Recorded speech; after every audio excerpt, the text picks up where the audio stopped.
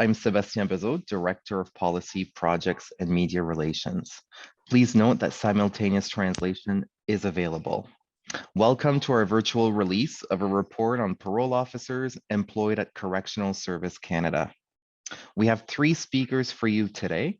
We will begin with David Neufeld, National President of the Union of Safety and Justice Employees, which will be followed by Patrick Ménard, Regional Vice President representing CSC members in Quebec, and finally, Dr. Rose Richardelli, who led this research. We will then conclude with a session for questions and comments. I'll hand it over to the National President of USJE, David Neufeld. Thank you, Sébastien. Our union represents over 1,400 parole officers working for the Correctional Service of Canada. Parole officers play a crucial role within CSC and keeping Canadians safe. We commissioned this research on parole officers to find out exactly what challenges they are facing as they support offenders in reintegrating back to communities, and to identify key improvements to ensure they are well equipped to do their jobs, uphold public safety, as well as have sufficient access to mental health supports. The report conducted by public safety expert, Dr. Rosemary Richardelli, highlights that the federal parole officers who supervise Canada's highest risk offenders are experiencing untenable levels of occupational stress and, by extension, compromised mental health. The reality of overwhelming caseloads, as well as ongoing exposure to physical violence and psychological trauma, can potentially undermine public safety outcomes. The report reveals what we've known for a long time, that many parole officers feel competing pressures to meet multiple deadlines while making crucial professional assessments that inform parole and reintegration decisions for Canada's highest risk offenders. The report will be available on our website as of Wednesday morning. And for the time being, I would ask that you please keep the findings of this report to yourselves. We have already had the chance to brief the Public Safety Minister's Office on this report and highlight key recommendations for immediate action. The report contains 24 key recommendations that Dr. Richardelli will elaborate on, but here's some of the key ones. Firstly, reduce caseloads. Federal parole officers are struggling to manage the complexity of offender caseloads, which includes a range of high needs offenders from already marginalized backgrounds, as well as those with a history of mental health challenges. A reduction in caseloads would better equip parole officers with the resources and time necessary to respond to offender needs in a comprehensive manner and ensure positive public safety outcomes. Second of all, backfill offender case management. Parole officers report that when a colleague is on leave or absent, there is no one person to assume their cases, thereby increasing the responsibilities and stress on the remaining officers, while juggling any potential risk to public safety. This policy must change so that when an officer is on leave, there is someone with sufficient time assigned to these cases. Thirdly, hire additional indeterminate parole officers. The recommendation to reduce parole officer caseloads is only possible if a greater number of parole officers are hired. As such, USJE is strongly urging that CSC hire additional parole officers to increase the number at each correctional institution, parole office, and community correctional center. USJE has appealed to the Correctional Service of Canada to increase the number of parole officers since 2019. Fourthly, increase mental health treatment and services. Parole officers struggle with mental health needs, either through direct exposures to physical violence and aggression or from vicarious trauma. Despite repeated efforts since 2017 to get expanded mental health coverage for federal parole officers, the Correctional Service of Canada has not increased the cap on group benefits to support access to qualified, trauma-informed psychologists and other experts. This must change. Further, the establishment of annual mandated check-ins with a mental health provider to help reduce the stigma of accessing mental health support is recommended. Fifthly, improve parole officer training opportunities. Correctional Service of Canada must invest in regular, expert-driven, and high-quality training opportunities. Parole officers expressed a strong need for more frequent opportunities to complete relevant training and a wider variety of training options, including how to manage potentially psychologically traumatic events, working with specific populations of prisoners and parolees, and more training in cultural awareness. Overall, providing leading-edge dynamic training will help address parole officers' concerns that CSE does not adequately support their work. I'll now pass it on to our Quebec CSE Regional Vice President, Patrick. Merci, David. Comme on peut le voir, ce rapport illustre très bien qu'il reste encore beaucoup de chemin à faire. En tant qu'agent de libération conditionnelle avec plus de 22 années d'expérience, je suis conscient qu'il faut beaucoup de changements pour assurer des meilleures conditions de travail pour nos confrères et consoeurs, agentes et agents de libération conditionnelle. Personnellement, tout ce qui a trait à la santé mentale des membres et en fin de compte à la charge de travail me touche profondément. Dans le cadre de l'étude de Mme Dr. Richard Dilly, les agentes et agents de libération conditionnelle du système fédéral ont répété à maintes reprises leurs préoccupations quant à cette responsabilité de devoir assumer la gestion de nombreux dossiers de délinquantes et délinquants, dossiers ajoutés de façon supplémentaire lorsque leurs collègues sont en congé. Les agentes et agents de libération conditionnelle sont des employés de première ligne. Alors, pourquoi ne sont-ils pas tout simplement remplacés? Cette façon de faire cause une augmentation de la charge de travail et, en fin de compte, met en péril le public. Même si le gouvernement fédéral insiste sur l'importance d'un accès adéquat à la libération conditionnelle et aux programmes adaptés pour les délinquantes et délinquants autochtones ou marginalisés et ou appartenant à d'autres groupes racialisés, le Service correctionnel du Canada n'a pas fait d'investissement en conséquence pour générer des résultats positifs et soutenus. Le Service correctionnel du Canada veut que les agentes et agents de libération conditionnelle investissent plus de leur temps sans toutefois ajouter des ressources additionnelles. L'employeur tarde à reconnaître le travail et la valeur des agentes et agents de libération conditionnelle et il ne fait rien de concret pour améliorer les conditions de travail. De plus, les agentes et agents de libération conditionnelle rapportent que lorsqu'ils cherchent à obtenir du soutien en matière de santé mentale, les spécialistes de référence qu'ils peuvent consulter dans le cadre du programme d'aide aux employés sont rarement efficaces car ils ne sont pas suffisamment outillés pour aider les ALC dans le besoin. Imaginez-vous un instant que vous êtes un ALC en besoin d'aide, mais que la personne de référence qui est supposée vous aider est rapidement, facilement dépassée et non outillée à vous aider à la suite de ce que vous venez de lui partager au téléphone ou en personne.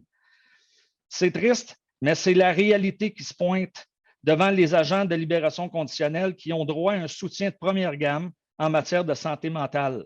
À ce stade-ci, je cède la parole à Dr. Richard Dilly. Hi, thank you, and welcome everyone. My colleagues and I conducted interviews with 150 CSC parole officers. The interviews were semi-structured and we encouraged participants to expand upon topics they considered important. Our processes encouraged relevant themes to emerge across interviews. We found parole officers are experiencing high levels of occupational stress and compromised mental health tied to overwhelming caseloads, as well as exposure to physical violence and psychological trauma. Caseloads are not all equal. Thus, those experiencing overwhelming caseloads consistently identify two main contributors. The first is a lack of backfill. There is no one to comprehensively assume their caseloads when they are away, leaving parole officers and criminalized individuals vulnerable. We must recall here that the well-being of parole officers fluctuates in tandem with the well-being of those on their caseload. Being on leave means officers do not see their clients, and thus they want someone to be checking in. The second contributor is the heavy volume of administrative duties and paperwork for which parole officers have minimal support. And that has continued to increase, particularly for Indigenous and other marginalized persons in the system. The report reveals that many parole officers feel competing pressures between multiple deadlines and making well-informed professional assessments about parole. In consequence, they feel public safety is compromised. Further, parole officers cite being repeatedly exposed to incidents of physical violence and the cumulative impacts of having to read graphic and violent accounts in the records of those on their caseloads. Such exposures do impact their mental health, creating the conditions for post-traumatic stress injuries and even in some cases, the contemplation of death by suicide. In seeking mental health support, parole officers say the federal government's employment assistance program is inadequate. They need an increase on the cap for mental health supports through the federal government's group benefit programs. In total, we made 24 recommendations. Based on the experiences of parole officers, I will highlight some without speaking to those already presented. The first is to hire additional dedicated administrative support staff. Providing parole officers with dedicated administrative support will enable them to spend significantly less time on paperwork and administrative duties. In turn, this will allow them to focus more on supporting and supervising clients and generating well-considered recommendations. Recognizing that it may not be practical to assign additional clerical staff to each worksite, CSC may want to consider having administrative staff work remotely to support multiple sites and invest in the technological infrastructure this arrangement would require. The next recommendation is to clearly delineate the responsibilities of each member of a case management team. In response to PO's feeling of being a catch-all, Correctional Service Canada should conduct an exhaustive review of all responsibilities associated with case management and produce a clear plan that delineates specific responsibilities for each team member. Another recommendation is to enhance structures and resources that encourage commitment to rehabilitation and human contact. Management and leadership should explore ways to enhance parole officers' abilities to devote focused time to client interaction. In addition to reduced caseloads, this could include regularly surveying and consulting parole officers to gain a better sense of needs, desires for enhanced training, or ways to further strengthen the skills and aspects of parole work they particularly value and enjoy, and that contribute to public safety. We also recommend managerial training. CSC should implement mandatory interpersonal and trauma-informed training for new managers and all parole officers, and require existing managers to refresh this training every few years. Further, Correctional Service Canada should ensure that new managers receive comprehensive training on the responsibilities and contributions of both intervention and security staff, which may help improve awareness and appreciation of parole officers' roles and workloads. Parole officers who felt supported by management were more content in their occupational work, which also improves job performance and strengthens organizational commitment. We make recommendations about the sense of responsibilities that parole officers feel for the actions of those on their caseloads. Parole officers experience much psychological distress when their clients act in ways that were antisocial, aggressive, or harmful to others. Training is needed to remind parole officers that they cannot always predict the behaviors of those on their caseloads, and support is required for parole officers who do suffer because of the actions of their clients. And a final recommendation I would like to highlight is support for hypervigilance. Given parole work results in intrusion of case files into daily lives and hypervigilance at and outside of work, support is necessary for parole officers who need to learn to manage the potentially psychologically traumatic event exposures tied to their occupational work and the impacts of such exposures on their lived experiences. And now I'll turn it back to Sebastian. Thank you, Dr. Ricciardelli. Before I take questions and comments from the members in attendance, I'll go back to our national president for his final recommendation. David? Thank you, Sebastian. The time has come, however, for parole officers to stand up together and follow their collective agreement by requesting paid overtime. In doing so, CSC will have no choice but to account for the workload that parole officers are facing and not just count on federal parole officers to simply put in for compensatory time. As we all know, compensatory time, or time in lieu, only leaves more work for each parole officer to complete upon their return to the workplace. Unfortunately, it does not address the real issues that come with high, unmanageable workloads. USJE is cognizant that asking its members to follow the collective agreement sounds like a simple response to CSC's continued lack of urgency to address parole officer workload and resourcing. USJE recognizes in many workplaces across the country, there may be a reluctance to request or claim paid overtime. However, the purpose of seeking paid overtime is to put the accountability back on CSC for any timelines that federal parole officers cannot meet and or adhere to legislated deadlines owing to unmanageable workloads. By claiming overtime, federal parole officers diminish management's ability to divide and conquer parole officers by means of having discussions about performance management plans and the time management skills of individual parole officers. Formal statements to management about the need for additional time to complete assigned tasks not only provides documentation of workload issues, but it opens the door to filing future grievances. For the next 6 months, USJE will monitor all situations where parole officers have requested overtime and are being denied overtime pay by the employer. USJE believes if all parole officers request overtime pay when it is needed, this will help demonstrate the ongoing story of high workload and the lack of resources being provided to the frontline who play a key role in keeping Canadians safe. Back to you, SESJ. Thank you, David. Just to remind everyone that the report will be available on our website tomorrow morning. In the meantime, please keep the findings of this report to yourselves. At this point, I would open the floor for questions and comments from the members in attendance. So if you have any questions, you can simply use the reaction to raise your hand in the Zoom, and then we'll be able to let you speak and ask your question or provide any comment. Or if you would like, you can simply type it in the chat, whatever you feel most comfortable. So I'll give you a few moments to the participants to see if anyone has any questions or comments. In the meantime, I can share the fact that we will have some coverage in the Canadian press. So we have an exclusive story with them that will be published first thing tomorrow morning. So because it's an exclusive story with the Canadian press, that's why we're waiting to share publicly the report and our news release after they publish their exclusive. So that's a good news that we will have some media coverage from a reputable media outlet on this important report. Questions or comments from any of the members in attendance?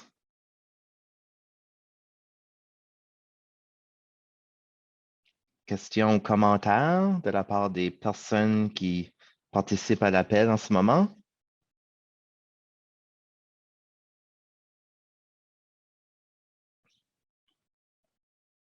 Well, I guess the presentations were concise, which is a good thing, but we always appreciate questions and comments. So for one last time, questions or comments.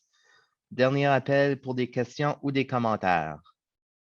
Andrew Hostler, I have a question. Go ahead. Dave, you were just at Joyceville with us with the commissioner. And right on the heels of that, we've just now been assigned our fourth case going into June, which was what sort of where we drew our line in the sand in January. Given that the management response at Joyceville has just been to go ahead status quo even after a formal visit from the commissioner, my anticipation is they are going to just, shrug off our overtime requests next month. Like, is that the anticipation across the country? Do you have any thought process that gives you reason to believe that anyone's going to accept overtime and just start processing it, or is this just a step moving forward that we know we're going to get denied on? So what I'll say, Andrew, is that I have been in communication with the minister's office a few weeks ago. I met face-to-face with Minister Mendicino. I've also been in communication with the Correctional Service of Canada regarding the release of this report. And obviously, Joyceville Institution was named specifically with the minister. The Correctional Service of Canada has requested a meeting to discuss issues around parole officer workload in particular. Again, I understand that Joyceville Institution has been flagged very openly for CSE because of the unique circumstances that you are facing there in terms of the pilot, the ongoing pilot for 6 years. And that basically we're saying this doesn't work for us. And yes, the campaign around overtime will be something I'm sure the Correctional Service of Canada will respond to. We have actually had parole officers and even some supervisors, MAIs, ask for overtime already. The management teams that have been approached, in some cases, they're accepting very quickly. In others, they say that we need to find another solution. Our response is going to be the collective agreement is clear, and that if our members need more than the 37.5 hours to complete their work, they should be approved for overtime. And so going specifically back to Joyceville, if parole officers are not being approved for overtime, they need to make sure that Bill Bailey, the regional vice president, is aware. providing it to them in writing. We will then have it sent here to national office where we'll be compiling them. And I'll be keeping an eye specifically on Joyceville because this has been something we brought to the commissioner's attention and where we said very openly that this workload of distribution at Joyceville does not work for those members and that something needs to be done. And we will be intervening very quickly to make sure that they know that our members are putting in for overtime. And if they're being denied, that we will ask that we're going to have another meeting to discuss this because we want to make sure that we reduce the stress for parole officers, not only at Joyceville, but across the country. But I can assure you that we will be contacting them regularly when this is not approved. Thank you, David, for that answer. Is there any follow-up? I think it was Andrew that posed the question. Just quickly, you said some have been approved. Is it like a regional pattern? Is it different spots in the country, or is Ontario one of the areas that have had some pre-approval? So I'm hearing some reports out of Quebec specifically that managers are just simply approving it. There has been no pushback at some of the sites. And yet some of the other sites, they're saying we need to look for another option. The options are clear in the collective agreement. The first option is pay. The second one is compensatory time. But like, as I said, we are asking our members to put in for paid overtime because we need to put a dollar amount behind the work that is being completed and not being accounted for. So I anticipate that in the coming weeks, we're going to get more reports from across the country on this. And once that is happening, I can assure you that we'll be putting up updates for our parole officer group on this. I've actually had a lot of questions from MAIs, parole officer supervisors saying, what about us? And we are actually advising them as well that this is not going to be just specific to parole officers, although this campaign is specific around the parole officer workload. We know that the workload of parole officers also has an impact on MAIs and parole officer supervisors. And so we are asking for them to request overtime in advance. And if it's being denied, we need to know. Thank you. Thank you, Andrew, for that question, for those two questions. Do we have any other questions or comments from our other participants on the call? Est-ce que nous avons d'autres questions, commentaires de la part des participants et participantes sur l'appel?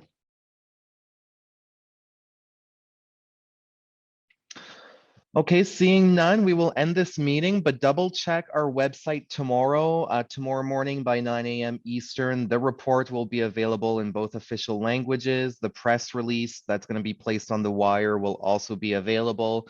Check out our social media platforms where we will be sharing the Canadian Press article, and hopefully we'll have other media picking up our news release. So everyone, thank you for joining us today, and have yourself a good day. Merci, bonne journée.